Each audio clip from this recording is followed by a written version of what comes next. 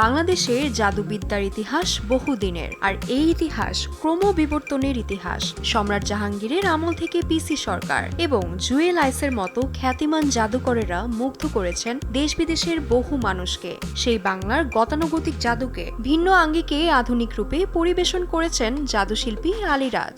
দেশের গণ্ডি পেরিয়ে বিদেশের মাটিতেও রয়েছে তার কৃতিত্ব।